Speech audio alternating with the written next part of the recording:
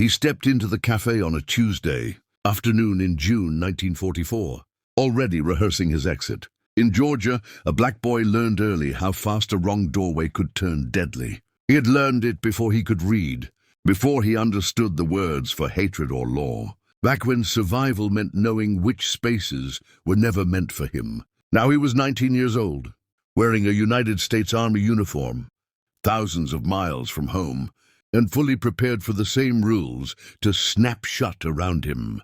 What happened instead would break, something open inside him that could never be closed again. No one stopped him. The bell above the door rang softly. White customers sat at small tables, sipping tea, reading newspapers, laughing quietly. A white English woman looked up from behind the counter and spoke to him as if the world made sense. She asked what he would like, not why he was there, not who he thought he was, just what he wanted to drink. In that moment, the ground beneath everything he believed shifted. Because in America, this moment did not exist. In America, this moment was illegal in all but name. He sat down slowly, half expecting someone to shout, to correct a mistake that surely had been made. No correction came. Tea arrived in a chipped white cup. Sugar sat on the table, free for him to touch. Outside the window, life moved on, indifferent to the fact that a black American soldier was doing something he had been trained his entire life never to attempt. What he didn't understand yet was that this cup of tea would become more dangerous than any battlefield. It would follow him back to segregated buses, back to back doors and lowered eyes, back to a country that would praise his service while denying his humanity. Because once a man learns that dignity can be ordinary, enforced humiliation becomes impossible to fully accept again. This story is not about combat or heroics. It is about a quiet act that exposed a violent lie, and it asks a question that still unsettles America today. If equality was possible in a foreign cafe during wartime, why was it forbidden at home? By the time the war reached him, the rules were already carved into his body. He had grown up in rural Georgia in the 1930s, where segregation did not need signs to enforce itself. The rules lived in posture, in silence, in the instinct to step aside before being told. His father drove a delivery truck for a white grocer and survived by never speaking out of turn. His mother washed and ironed white families' clothes until her hands stayed cracked year-round. Survival depended on attention, on learning which streets to walk, which doors to avoid, which words could get a man killed if spoken too loudly or at the wrong time. In 1943, when the draft notice arrived, the war felt less like a call to serve and more like an interruption of a life, already tightly controlled. He was sent to basic training at Fort Benning, Georgia, where the U.S. Army reproduced Southern segregation with military precision. Black soldiers slept in separate barracks, ate in separate mess halls, trained under white officers who rarely learned their names. They were issued rifles and uniforms, but denied the respect that came with them. The Army needed their bodies, not their equality. By early 1944, the war demanded movement. He boarded a transport ship bound for England, crossing the Atlantic in cramped quarters, divided by race but united by seasickness, fear and rumor. When they arrived that spring, England felt unfamiliar in every way. The air was damp and cold. The countryside was green in a way Georgia never was. Bomb damage still scarred cities, and blackout curtains hung in windows like reminders that this country, too, was fighting for survival. His unit was stationed near a small English market town, assigned to logistics and supply work, supporting the coming invasion of Europe. The labor was heavy and unglamorous. Trucks, crates, mud, rain. He expected nothing more. What he did not expect was the people. English civilians spoke to him without hesitation. They nodded, smiled, offered directions, treated him as if he belonged to the same human category as everyone else. At first, he assumed it was temporary, a mistake waiting to be corrected. He had learned better than to trust kindness without consequences. He was known in the Army records as Private First Class William Will Carter. Born in 1924 in Macon County, Georgia, the second son of a sharecropping family, whose name had never appeared in a newspaper except in church listings and draft rolls. Will had grown tall early, all elbows and long legs, with his mother's steady eyes and his father's habit of listening more than he spoke. At 16, he was already working alongside grown men, loading produce, running errands, learning when to lower his gaze and when to disappear into the background. His father, Isaiah Carter, had taught him survival through a mission. Say less, move carefully, live. His mother, Ruth Carter, believed in order and endurance. She pressed his shirts until the creases were sharp enough to cut, not out of pride, but protection. A neat black boy was a safer black boy. She had lost a cousin to a roadside beating in 1931 and never spoke of it directly. But the fear lived in her hands. His older brother, Samuel, stayed behind, already married, already resigned to the limits of their world. Samuel believed change was dangerous. Will believed it might be unavoidable. The army gave Will structure, but no freedom.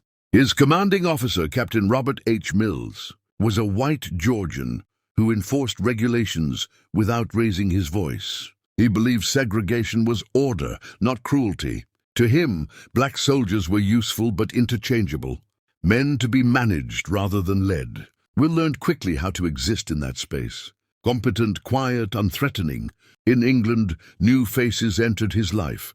Mrs. Eleanor Whitby, the woman who ran the small café in the market town, was a widow in her early 50s. Who had lost a son in the Blitz. She had little patience for American racial customs and even less interest in enforcing them. To her, Will was simply another young man far from home. Around them moved English villages, American soldiers, and a war-torn world in motion, unaware that something fragile and irreversible was forming inside. One quiet 19-year-old who had been taught his whole life not to expect dignity. At first, the differences were small enough to dismiss. A nod from a stranger, a greeting in the street, a shopkeeper who took his money without hesitation. Will told himself it meant nothing, that the real rules simply hadn't revealed themselves yet. In Georgia, kindness was often the calm before correction. He stayed guarded, moved with care, waited for the moment when the invisible line would be drawn. It never was. When the unit received its first weekend leave in April 1944, the tension sharpened.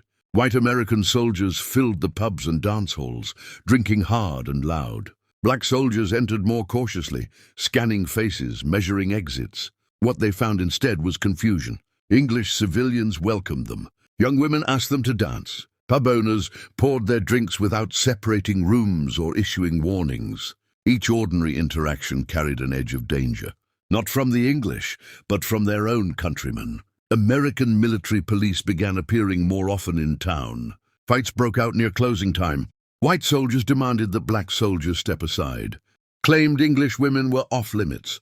Insisted American rules applied on British soil.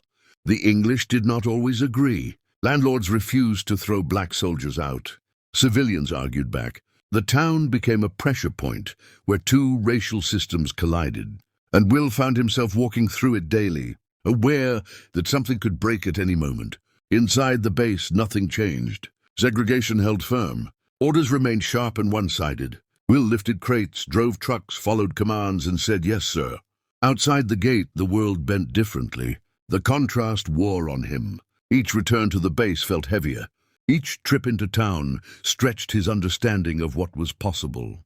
Then came the café. He had passed it many times. Its lace curtains and handwritten menu marking it as a place he should not enter. One afternoon in June, alone and restless, he stopped in front of the open door. No soldiers beside him, no witnesses. Just a choice. He knew the consequences that would exist at home. He also knew England had not punished him yet. He stood there long enough for fear and curiosity to collide.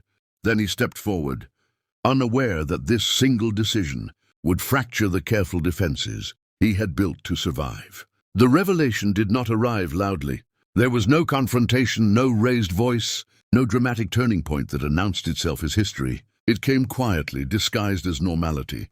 Will sat at the small table by the window, his hand steady around the warm cup, and waited for the moment when reality would correct itself. He had been taught his entire life that dignity was conditional, that respect was something a black man could only borrow briefly before it was taken back. Yet nothing happened.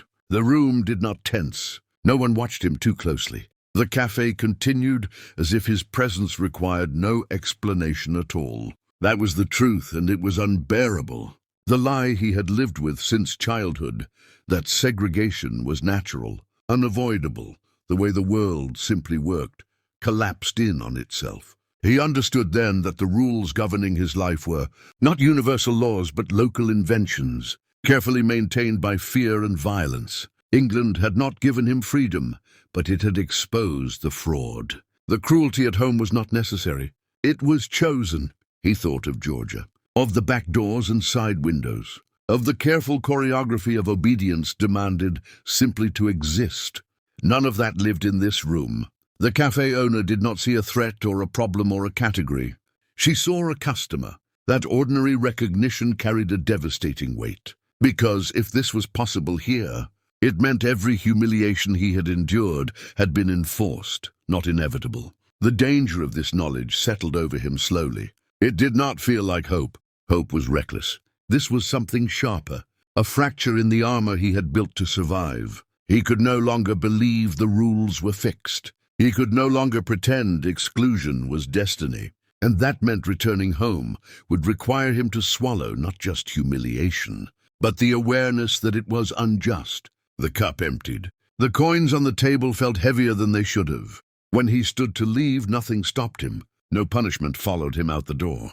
What followed him instead was far worse, certainty. He had seen the world without the lie, and once seen, it could not be unseen. The consequences did not come all at once. They arrived quietly, layered over time, settling into Will's life like a second consciousness. He returned to the base that evening and stepped back into segregation, as if into a colder room. The rules were unchanged, but he was. Each slight felt sharper. Each order carried an aftertaste of something unnecessary. He obeyed as he always had, but obedience now required effort. Knowledge had made it heavier. He went back to the cafe again, then others like it. Sometimes alone, sometimes with fellow black soldiers, who spoke in low voices about how strange England felt. Each visit reinforced the same truth. No violence followed. No correction came. The English world did not collapse because a black man sat at a table. The contrast followed him everywhere. On base, he waited while white soldiers were served first. In town, he was handed a cup without hesitation. Two realities coexisted, and he was forced to move between them daily. When the war in Europe ended in May 1945, celebration filled the streets. Flags, music, relief. Will felt something closer to dread. He knew what came next. Orders arrived in stages, demobilization, transport. Home, Georgia, the countdown made every ordinary English kindness feel finite, like something already slipping away.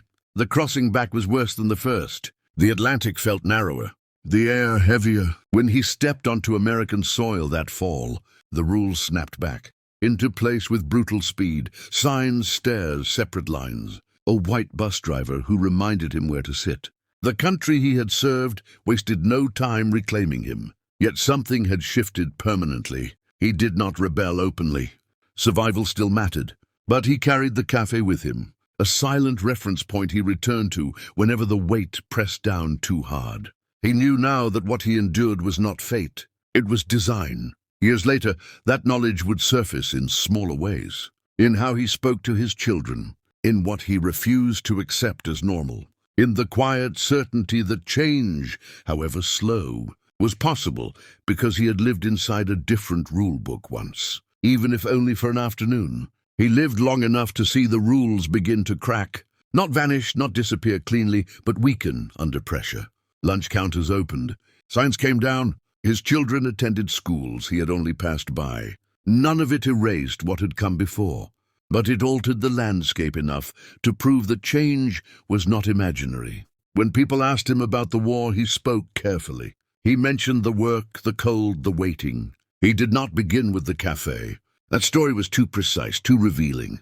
But sometimes, when the world outside felt especially loud, he would return to it in his mind. A small room in an English market town, lace curtains, a chipped cup, a woman who asked a simple question without fear or calculation. What would you like to drink? No condition attached, no permission required.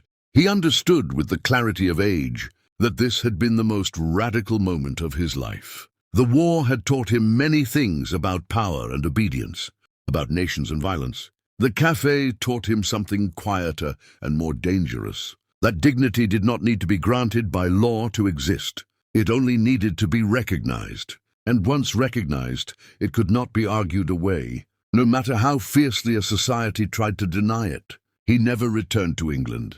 He never saw the café again, but he carried its lesson into every year that followed. When his daughter marched in Atlanta and asked him why it mattered, he told her about the tea. When his grandson questioned whether anything ever really changed, he told him about the door that had opened without resistance. This story is not about nostalgia. It is about evidence, proof that the world Americans defended abroad already existed, somewhere else, while it was being denied at home.